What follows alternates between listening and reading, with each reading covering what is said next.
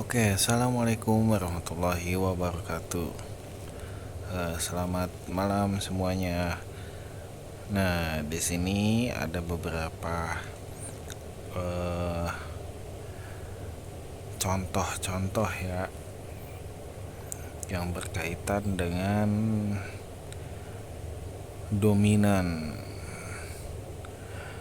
atau inisial break. Ini contoh inisial break ya. Yang pertama, satu candle di break oleh satu body. Ini satu candle di break oleh satu body sell ya. Biasanya sih biasa disebut dengan supply area di sini. Di sini ada supply area ya. Kemudian nomor 2, satu batang candle di break 3 batang atau lebih. Nah, ini lebih dominan. Contohnya, satu batang candle ini di break oleh 1, 2, 3. Nah, ini bodinya itu body ini di break oleh body candle ini, atau ini mode sell ya. Nah, jika mode buy seperti ini, satu body batang candle di break oleh 1, 2, 3 body candle close ya, close body ini oleh body. Jika shadow ini tidak bisa ya. Jika dia close dengan shadow, artinya ini masih strong sell gitu. Ini kan cari buy ya, ini mode buy. Kemudian poin 3, satu body break 2 batang candle, satu body di break oleh 2 batang candle, 1, 2. Ini mode buy, ini mode sellnya. Satu batang di close body oleh 2 buah candle, yang terakhirnya close body. Yang ini semua poin 1, 2, 3 ini ada inisial break.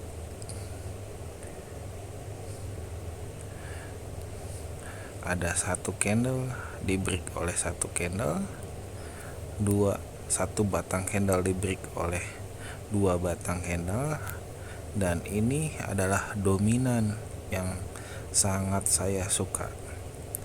Dominan ini ya, bahkan dia bisa melebihi, tidak hanya 1, 2, 3, dia kadang ada 4, 5, 6. Selagi dia tidak close body ini, dia tertidur di area body itu, maka biasanya sih dia akan lari sejauh mungkin, entah itu sell atau entah dia buy ya. Oke. Nah, sama ini pun, ini sell ya. Nah, ini buy. Nah, ini adalah contoh inisial break IB. Ada dominan, dan ini pun bisa dikatakan dengan dominan, tapi lebih lebih asik, lebih biasanya price action itu bisa dikatakan tepat dengan menggunakan alat bantu Pivot. Itu paling dia menggunakan dominan break. Yang ini pun bisa jika dipecahkan ke time frame, misalkan dalam bentuk H4 seperti ini. Biasanya di M30, M15 dia akan bentuknya menyerupai ini. Jika di H4 atau daily bentuknya seperti ini, kemungkinan di H1 akan seperti ini, dan jika dipecahkan lagi menjadi M15 akan seperti ini. Nah, makanya tujuan belajar initial break ini agar kita tahu apa pentingnya sebuah multi time frame. Jangan terfokus di time frame M15 terus, di H1 terus, di H4 terus. Kita coba pecahkan. Cari body candle yang semacam ini. Cari initial break yang memang merupakan, apakah itu reversal, apa itu continuation, continue. Misal ini dominan sell, dia close body, ingat ya, body ini. Tapi jika dia tidak close oleh body, dia hanya shadow saja, dia hanya close shadow saja, di sini dia balik lagi, dia kesini lagi, dia balik lagi, kemudian dia close di sini candle biru. Contoh ya, ini dia close di sini ya, ini close candle biru di sini, artinya ya ini sudah bukan dominan break sell, ini adalah continue buy, karena dia melepas si area ini oleh body candle seperti ini ya. Jika yang ininya shadow, dia close bodinya seperti ini ya, macam-macam jika dilihat di market seperti itu. Nah, alangkah baiknya dibiasakan kita lihat multi time frame. Pertama kita lihat weekly, monthly untuk arah marketnya kemana. Kita jauh lebih selamat itu jika follow trend, lihat baca struktur marketnya, high low. Kalau misalkan uptrend, contoh kita pasang di sini ya, misalkan high low high low high, ini adalah uptrend, time frame yang besar, berarti kita hanya cari buy saja. Kita cari di kawasan ini, adakah dominan, adakah QM, adakah resisten become support, adakah RS resisten support flip, adakah QMTR buy, seperti itu. Jika dia break ini, dia buat new lower low, ini artinya dia break ini, kita tinggal apa?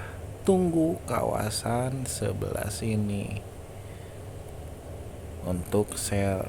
Kawasan sebelah sini sebaris dengan ini, adakah di sini ada kawasan base? Di sini base, di sini base. Biasanya akan jadi swap zone.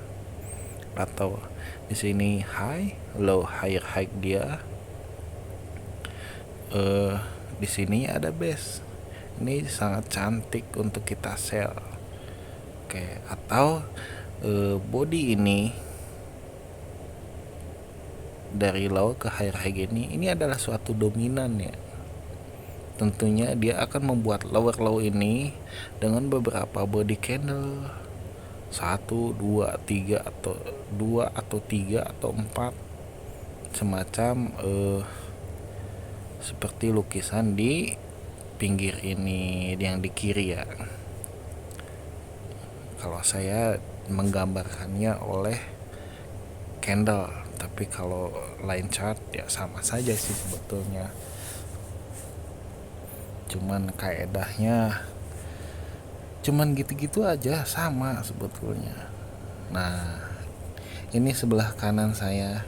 Biasanya kalau ada news, saya sangat lebih suka nunggu potongan candle. Nah, ini nih. Ini contoh ya. Kita ngobrol saja, nanti kita cari di market ada gak benda seperti ini.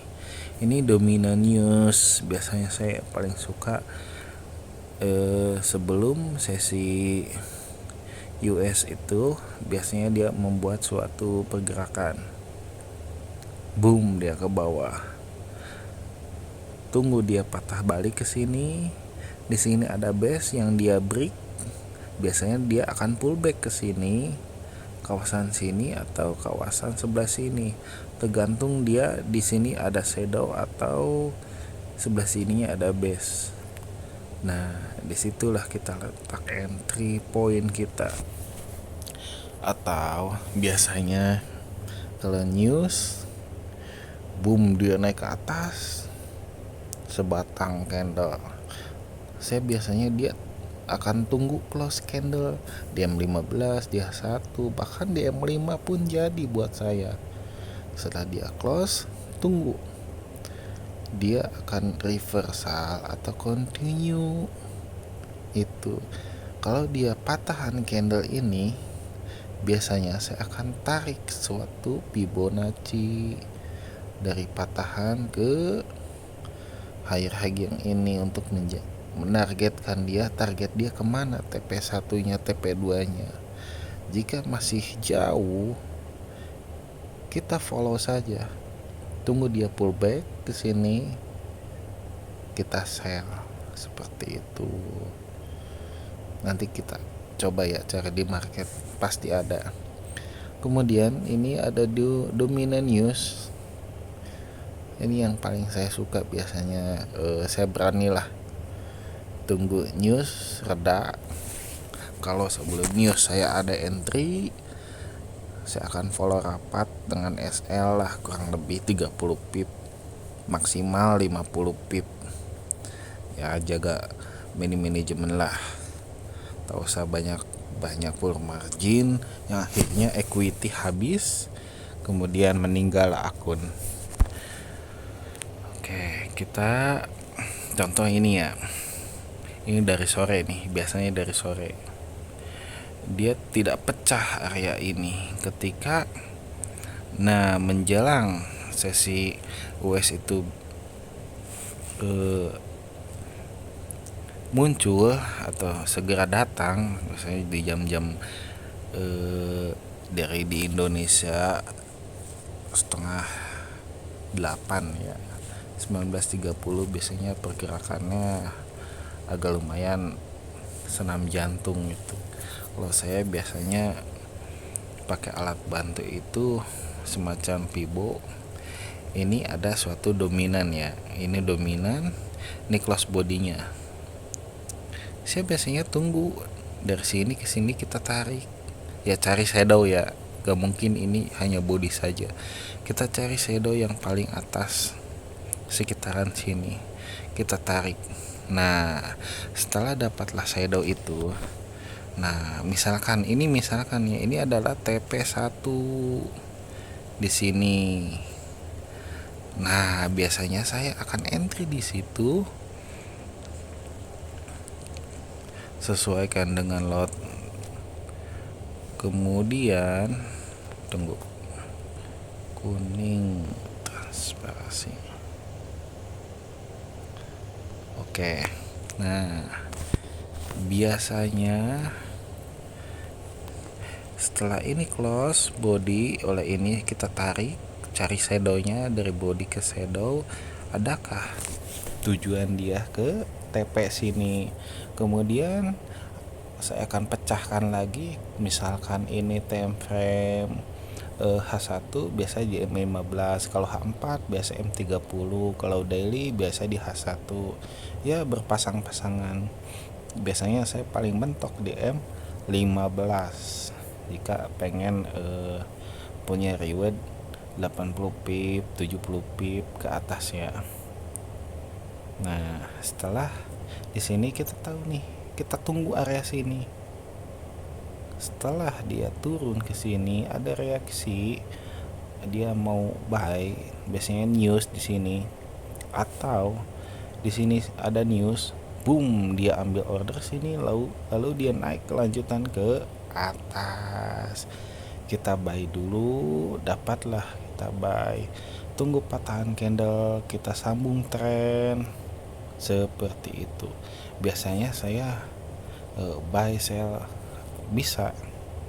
Nah, ini close bisa saya tarik dengan ini kan di break ya, kawasan ini break. Saya biasanya nyari di sini ada gak shadow. Nah, misalkan ada shadow lah, misalkan shadownya panjangnya segede gini lah. Nah, segede inilah. Nah, ini shadownya ya. Nah, dapatlah kawasan ini. Nah, 16. Nah, setelah dapat kawasan itu, kalau main scalping, saya akan pecahkan ke M5, bahkan bisa jadi M1 pun bisa jadi. Selama dia tidak close area ini, saya akan gunakan untuk sell. Sambung buy ke sini, sell dulu, kemudian saya akan buy ke atas seperti itu. Biasanya ini akan continuous ya, biasanya akan continue. Oke, itu saja ya. Wah, udah 17 menit. Nanti kita sambung ke chart pattern. Biasanya saya di US30, di gold, di crude oil biasanya. Nanti kita cari ya benar-benar seperti ini. Initial break, dominan break, satu batang dipecah oleh beberapa batang, satu dipecahkan oleh dua, atau one to break, one to one break, atau dominan break. Oke, namanya cuman ya, namanya gak asing lah, gitu-gitu aja. Line chart pun sama saja sih buat saya. Misalkan gini, high, low, higher high, lower low. Dia ke sini, kemudian sell. Jika kita misalkan pakai ya initial break ya, misalkan ini tuh candle biru. Nah, ini tuh candle biru ya. Ini tuh candle biru. Nah, candle merahnya mana, Bang? Misalkan dominan ya. Nah, ini merah satu. Mana merah? Oke. Kemudian merah 2, kemudian merah 3. Dia break ini jadi dominan, kemudian dia pullback, kemudian dia pullback ke atas, jadi candle biru.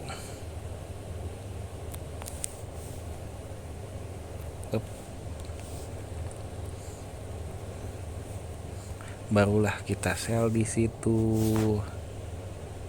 Biasanya dia akan main-main di sekitar sini, atau dia ke atas ke sini. Biasanya jika sell di sini, biasanya dia akan main di area-area sini. Barulah dia akan terjun. Seperti itu ya, konsepnya sama sebetulnya. Ada high, low, high, high, lower, low. Oke, kurang lengkap nih. Ini ada candle biru.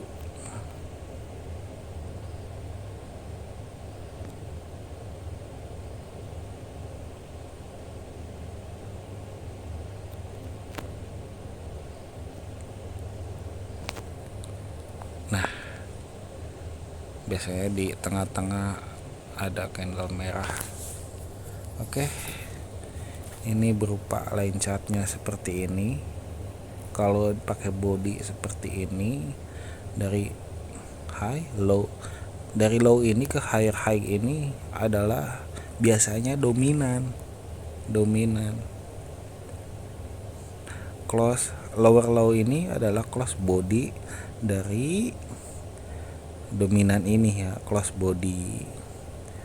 Kemudian biasanya dia pullback ke atas ke area cari base atau area berquality. Di sini biasanya di sini ada high, di sini ada base. Disitulah kita entry point. Stop loss di atas sini. Bisa jadi kita targetkan, biasanya kalau saya tariklah dari body close ini sampai ke shadow paling atas, dan kita bisa tahu inilah kawasan take profit kita, TP1, TP2 dan TP3. Jika di TP3 ini dia tidak ada konfirmasi untuk reversal ke atas, kita boleh hold. Biasanya saya tunggu close area TP ini, close oleh body, biasanya akan saya hold. Tapi jika dia reject terus, ini bakal reversal ke atas, ambillah sebelum terlambat. Oke, itu saja video dari saya. Nanti kita sambung ya ke market apa aja lah kita cari. Oke, semoga bermanfaat. Kurang lebihnya assalamualaikum warahmatullahi wabarakatuh.